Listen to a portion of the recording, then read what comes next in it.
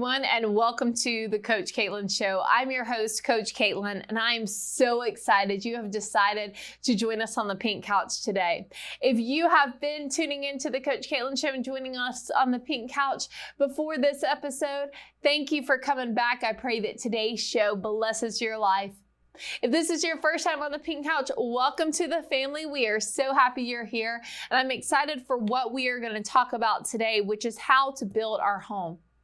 But before I go into that, I want to explain to you, a lot of people say, well, what does it mean that you're a coach? Well, I'm not a football coach, obviously, or basketball coach, but I am a life coach. And what that simply means is I'm a guide to help you go from where you are to where you want to be.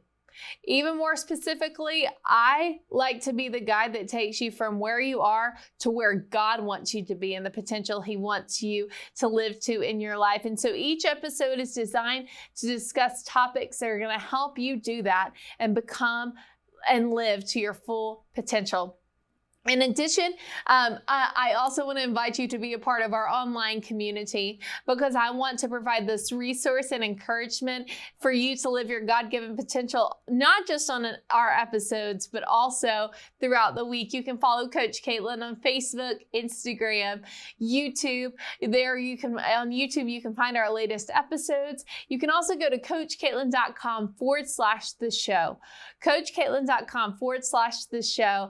There you're going to find ways you can partner with us. I want to thank our partners who help us every time make this show possible and reaching others and encouraging others around the world possible.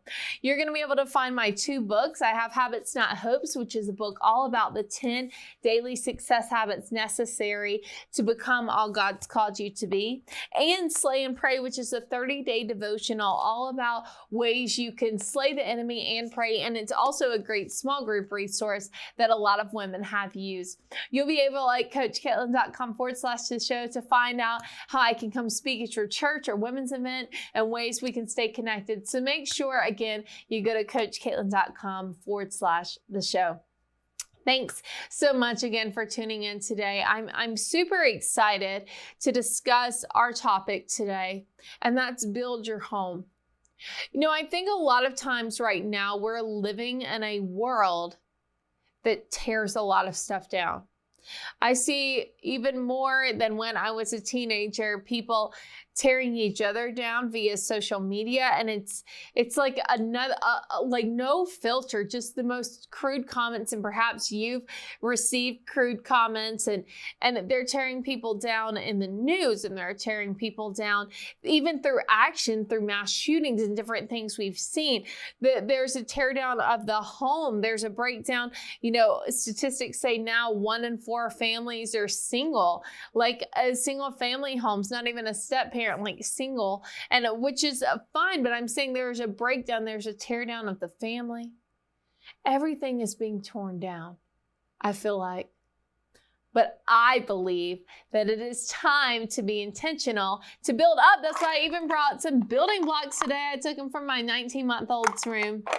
Some building blocks today, because I want to talk today. And men, this episode, you can tune in, you can listen, you can take notes, and I pray that it blesses you. But I'm going to speak primarily to women through today's episode. But I know, men, you're going to get a lot from this, but you'll see why I say this in a second. Proverbs 14:1. Proverbs 14:1. It says, "The wise woman builds her house, but the foolish pulls it down with her hands." The wise woman builds her house, but the foolish pulls it down with her hands. Women, we have the power to build our homes. Whether that's building our homes of our spouses and our children, whether that's building our home of just our spouse, whether that's building our home and we're living with a group of people, we have the power to build up our home, or we can pull it down with our hands. And this is just a sidebar, but as I was just reading this and thinking about this, you know what I believe that one of the ways we can tear down our home with our hands now is being on our phones. I find myself sometimes distracted from my son, sometimes distracted from my husband by my hand. I'm pulling down my home by my hand, scrolling. Why? I'm looking at, I could be a mom this way, or I should do this way. And we're comparing, and it's just the thief of joy. Ladies, we have to get intentional about building our homes again, because in Proverbs, Solomon, the wisest man who ever lived, wrote that a wise woman builds her house. Women, how many of you want to be wise? I'm raising my hand. How many of you want to build your home? I'm raising my hand. Can I show you how? All right, so today we're going to play with some blocks, and I'm going to teach you how to build your home, how we can be intentional and do what Proverbs 14:1 says, that we can be wise women who build our homes. And I'm going to show you exactly how we can do that. So if you have a notepad, if you have an iPad, I want you to get it out, and I want you to spell build, B-U-I-L-D. B-U-I-L-D. And we're going to go down through this acrostic so it's easy to remember. We're going to build our blocks. Okay. So the first building block to build our home is belief. The first building block to building our homes is belief. Proverbs 18:21 says, "The power of life and death is in the tongue." The power of life and death is in the tongue. The first thing, the foundation of building our homes up, is creating belief. Belief in God, belief and expressing belief in those who are in our home. I love this statement that says belief determines behavior. Belief determines behavior. I believe a lot of time our spouses, our children, they don't act in accordance with what we think about them because we don't express the belief in them. Now, everybody's not going to act right all the time. We all know that, no matter what. But we can create a majority that they do because we create a place of belief. In order to build a strong home, we need that home to have the first building block, and that is belief. Home should be a place where our family, those we love the most, feel believed in the most. Growing up, I was very fortunate to live in that kind of home where belief was expressed, and it truly shaped who I was, because my belief that had been expressed to me changed my belief about myself, and it determined my behavior. I remember going to Bible college and for my undergraduate, and I felt called, and all the big blonde hair and all the pinkness, to be a speaker, a female speaker who would write books, who would coach women, who would speak, who would be on television, sharing the gospel. And here I am today, and that's what I'm doing and training leaders. But I felt that, but not everybody when I went and I grew up in an environment where my parents were like, yes, of course you can do that. Where, everybody around me believed in me. Therefore, I believed in myself.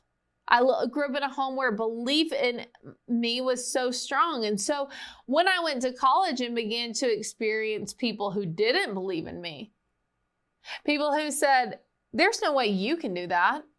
Why would you think you can do that? You're going to wear that and preach?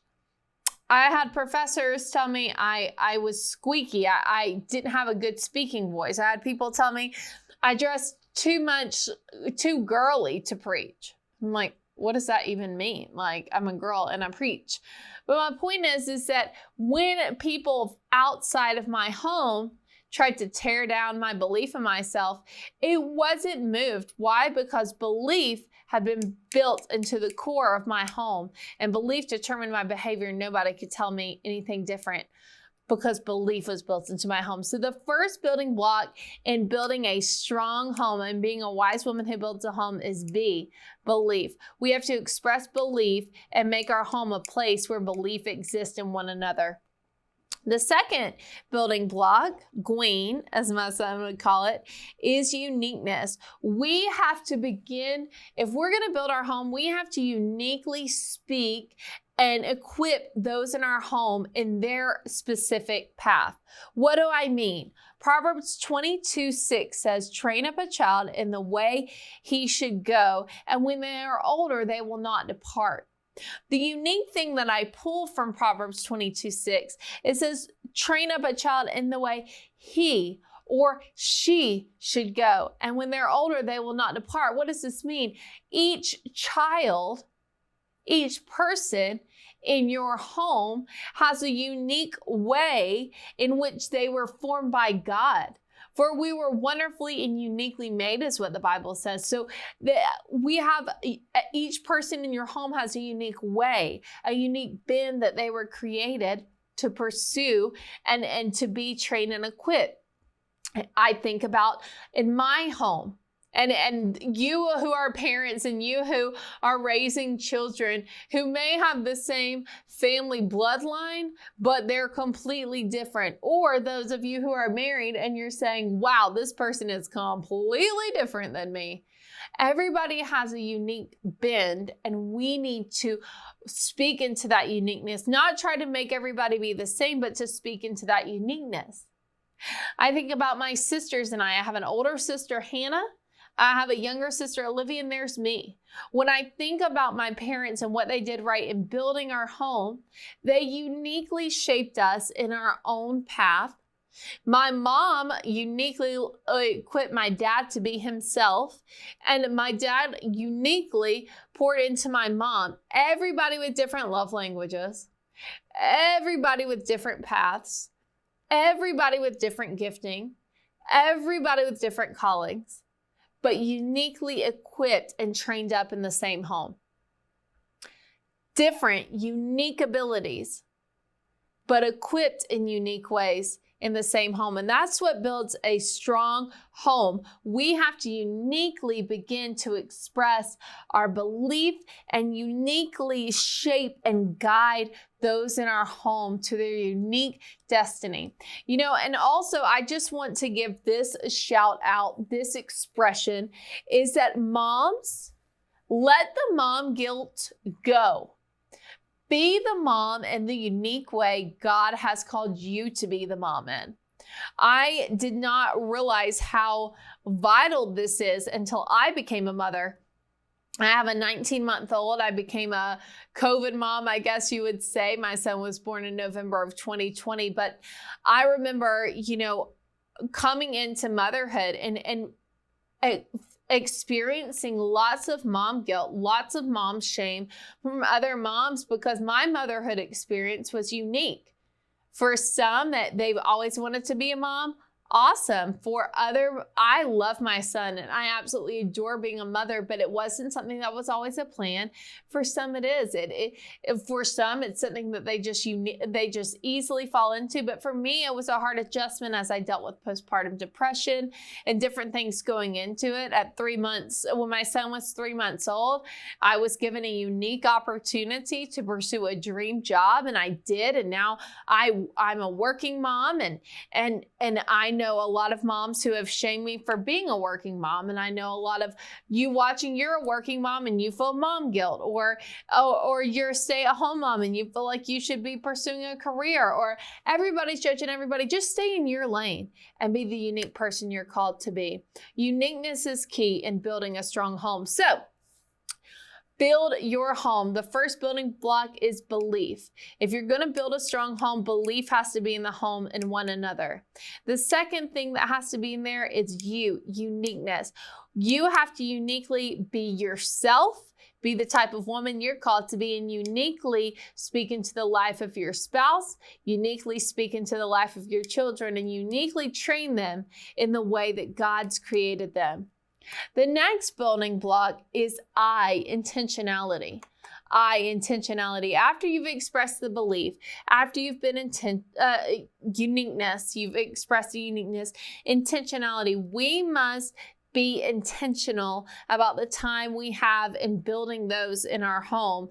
Psalm 90:12, teach us to number our days. Proverbs 10:5 says, know the importance of the season you're in. What we have to understand is that, yes, our world is busy.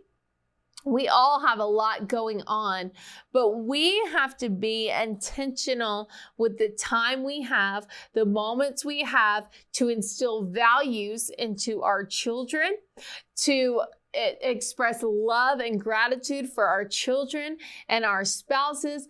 And we also have to be intentional about things that we allow in our home via that entertainment, substances. We have to be intentional gatekeepers of our home. Growing up, there really was this sense that my parents built a strong home because they were intentional. You don't intentionally, don't intentionally run into people I don't intentionally get time with my mom or dad. It's an intentional plan I have to get together. I don't just by accident hang out with my best friend Inga. It's an intentional plan. I don't by accident have a date night with my husband.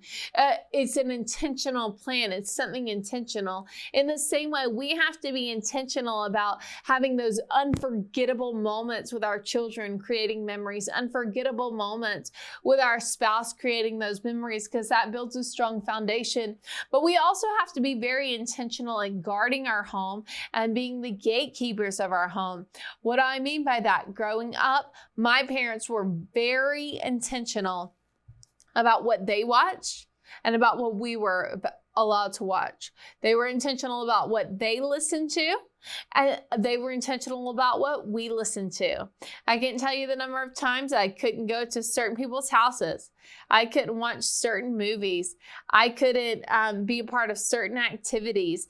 I many times had my dad get in my car and go through my CD collection at the time. I know kids, you're like, CDs, what is she even talking about? But I had a whole CD stash and loved rocking out to my CD player. Literally, my dad would come in, go through and throw out the CDs that were not allowed. So we have to be intentional gatekeepers of our home. And I remember a few years ago, my husband and I were youth pastors, and a lot of the stuff that we have to be intentional about has to do with this phone. And we remember talking to several parents who said, well, it's their phone. What am I supposed to do about it? How can I guard it? How can I change it? But can I tell you something? Do you pay the bill? It's your home. You have to be intentional to guard and protect your children. There are so many things that through this phone there is access to that no boy, that no child needs to have access to, but they need parents to guard and protect them. You wouldn't ever put a hand grenade in the hand of your child without protecting them from it and getting it out of their hand. In the same way, this can be toxic for our children. And so we have to be intentional to protect it. We have to be intentional to be parents again and intentionally filter what comes into our homes, what comes into our marriage, what we allow to distract us, what we don't allow to distract us. We have to be intentional, because let me tell you this.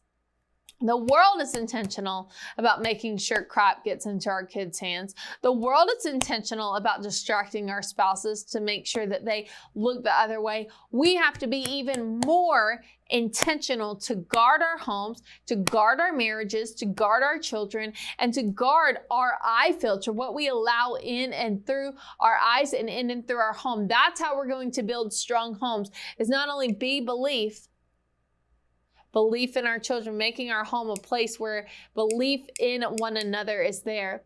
Not only is it the block of uniqueness, training, speaking life, and operating uniquely to the gift God's called us to, the unique design God's called us to.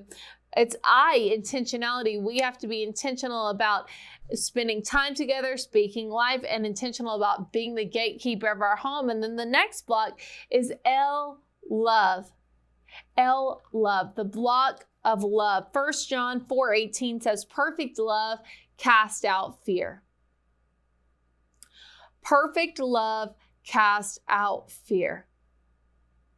We have to be intentional, if our homes are going to be built strong, to make our homes a place of love, a place of strength, a place of forgiveness, a place where we truly love and appreciate those in our life, those in our home, where we truly appreciate our children, who they are to us, what they mean to us. We have to be intentional to pour into our families, to pour and let our home be a place of love. You know, I have made so many mistakes. My sisters have made so many mistakes, probably way more mistakes than I have. I'm just kidding.